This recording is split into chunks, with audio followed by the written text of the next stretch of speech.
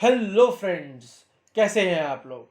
दोस्तों, स्वागत है आपका आपके अपने YouTube channel the business zone में।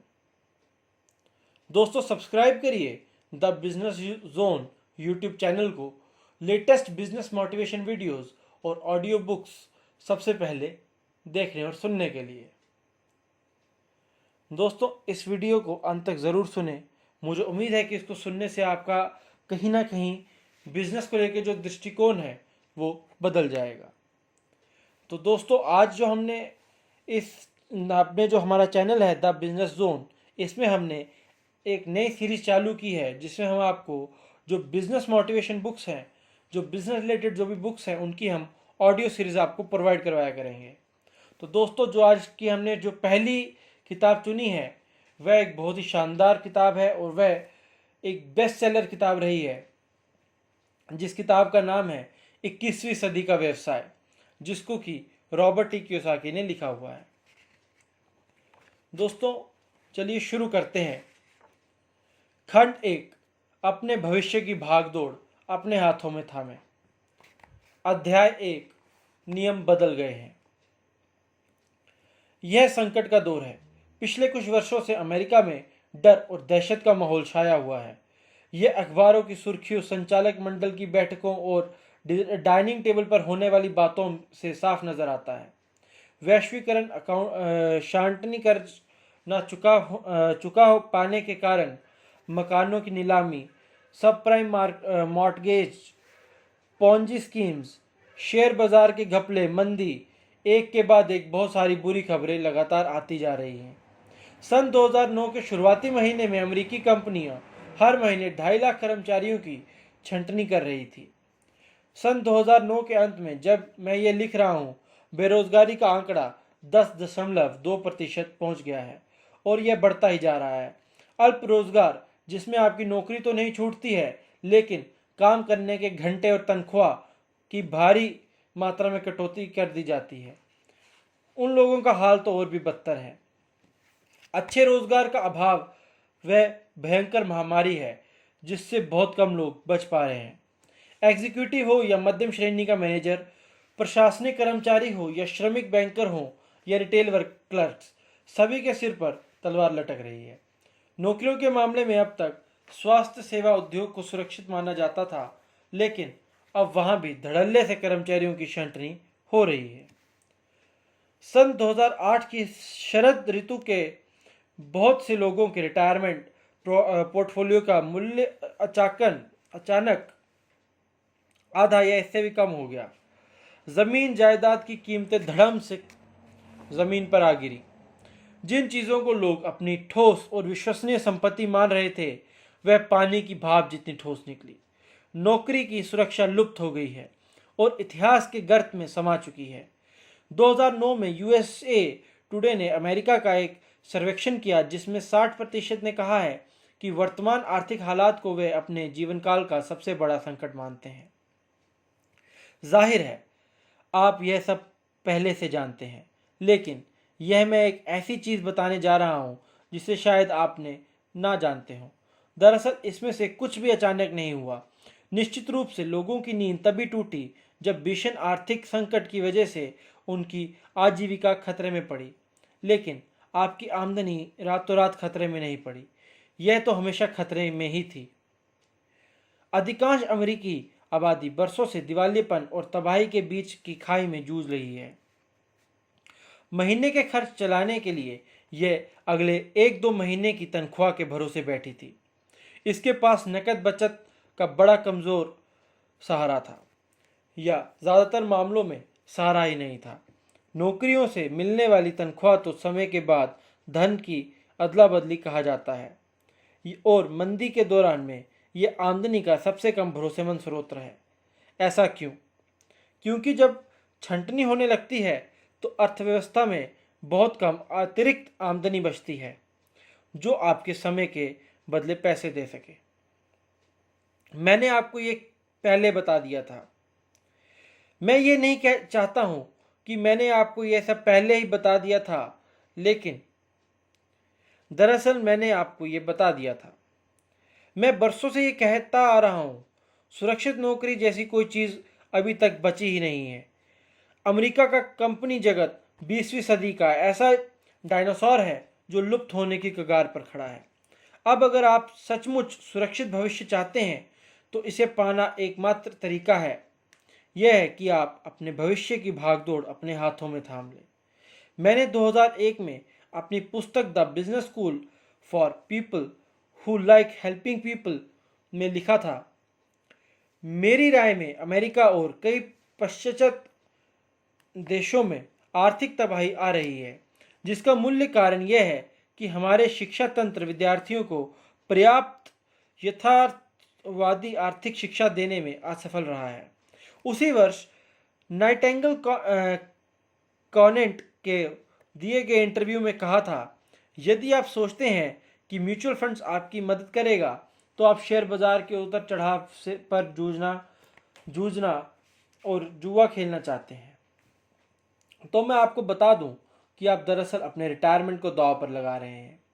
अगर स्टॉक मार्केट ऊपर जाता है और 85 साल की उम्र में आप इसे धड़ाम से औंधे मुंह गिरते हैं, अपने मुंह की खाते हैं, तो क्या होगा? इस पर आपका कोई नियंत्रण नहीं होता। मैं ये नहीं कह रहा हूँ कि म्यूचुअल फंड्स बुरे होते हैं, मैं तो सिर्फ ये कह रहा हूँ कि वे ना तो सुरक्षित होते हैं ना ही चतुराई भरे। मैं तो उनके चक्कर में अपना आर्थिक भविष्य कभी दांव पर नहीं लगाऊंगा। संसार के इतिहास में ऐसा पहले कभी नहीं हुआ कि इतने सारे लोगों ने अपने रिटायरमेंट का शेयर बाजार में दांव पर लगाया हो। यह सरासर पागलपन है। क्या आप सोचते हैं कि बुढ़ापे में आपकी देखभाल करने के लिए सामाजिक सुरक्षा मौजूद रहेगी? यदि आपको इस बात पर भरोसा है तब तो शायद आप ईस्ट बनी पर भरोसा रखते होंगे।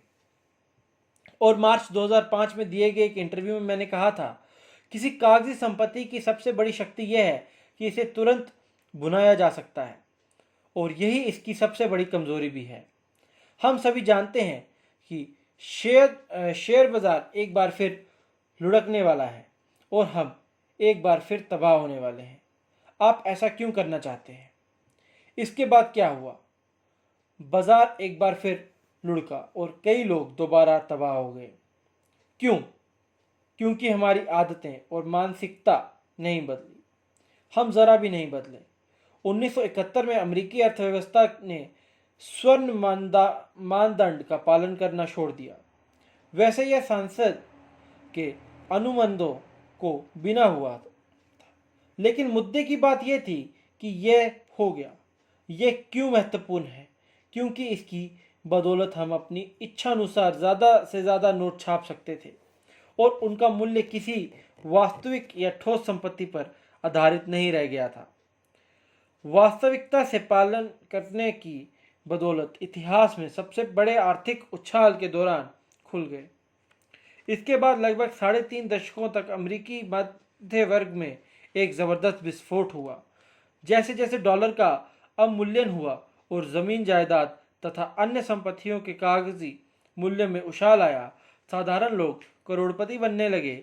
अचानक कर्ज हर किसी को हर वक्त हर कहीं उपलब्ध होने लगा और क्रेडिट कार्ड्स कुछ उसी तरह पनपने लगे जिस तरह वसंत की बारिश के बाद कुरकुरमुते उग आते हैं। इन क्रेडिट कार्ड्स का कर्ज उतारने के लिए अमेरिका अपने मकानों का इस्तेमाल एटीएम की तरह करने लगा। वे कर्ज लेते थे और उसे उतारने के लिए अपने मकान को दोबारा फाइनेंस करवा लेते थे। आखिर जमीन जायदाद का मूल्य हमेशा बढ़ता है ना? कतई नहीं। 2007 तक हम इस आर्थिक गुब्बारे में इतनी सारी गर्म हवा भर चुके थे कि वह इससे ज़्यादा हवा बर्दाश्त नहीं कर सकता था और फंतासी दोबारा धड़ाम से ज़मीन पर आ गिरी। ऐसा नहीं है कि सिर्फ लेमैन ब्रदर्स और बियर स्टर्न्स ही धराशायी हुए। करोड़ों अमेरिकनियों ने अपनी रिटायरमेंट योजनाएं, पेंशन और नौकरियां गंवा दी। सन 1950 के दशक में जनरल मोटर्स अमेरिका का सबसे शक्तिशाली कॉरपोरेशन था। उस वक्त अखबार वालों ने जीएम के प्रेसिडेंट के कथन को एक उदाहरण में बदल दिया जो दशकों तक लोकप्रिय रहा, जो कि था, जीएम जिधर जाएगा देश भी उधर ही जाएगा। देखिए मित्रों, ये शायद अच्छी खबर नहीं है क्योंकि 2009 में जीएम दिवालिया हो गया और उसी साल गर्मियों में कैलिफोर्निया राज्य नकद पैसों के बजाय आईओयू के जरिए अपने बिलों का भुगतान कर रहा था। हाल फिलहाल अमेरिका ने अपने घर के स्वामी लोगों का प्रतिशत घटा रहा है। कर्ज न पटाने के कारण बैंक जितने मकान नीलाम कर रहे हैं उतने इतिहास में पहले कभी नहीं हुए। मध्यवर्गीय परिवारों की संख्या घटती जा रही है। ज़्यादातर लोगों को बचत खातों में कुछ भी नहीं है और जिनके पास है उनके खातों का आकार छोटा हो गया है, जबकि पारिवारिक कर्ज बढ़ता जा रहा है। गरीबी की रेखा के नीचे रहने वाले लोगों की संख्या आधिकारिक रूप से तेजी से बढ़ रही है। 65 वर्ष की उम्र के बाद काम करने वाले लोगों की संख्या भी बढ़ रही है। दिवालिया होने वाले लोगों की संख्या आसमान छू रही है और इस अमेरिकियों के पास रिटायर होने के लिए पर्याप्त पैसे नहीं है, वह उसके आसपास भी नहीं है। क्या इन तमाम बुरी खबरों में आपका ध्यान गया? यकीनन, और आप अकेले नहीं हैं। आखिरकार अमेरिकियों ने नींद को मदहोशी में अलार्म का स्नूज बटन दबाया छोड़ दिया है। बेहतरीन, अब आप जाग चुके हैं और आंखें खोलकर यह देख रहे हैं कि हालात अच्छे नहीं हैं। इसलिए आइए हम थोड़ी ज़्यादा गहरी नज़र डालकर देखें कि इसका वास्तव में क्या अर्थ है और आप इस बारे में क्या कर सकते हैं।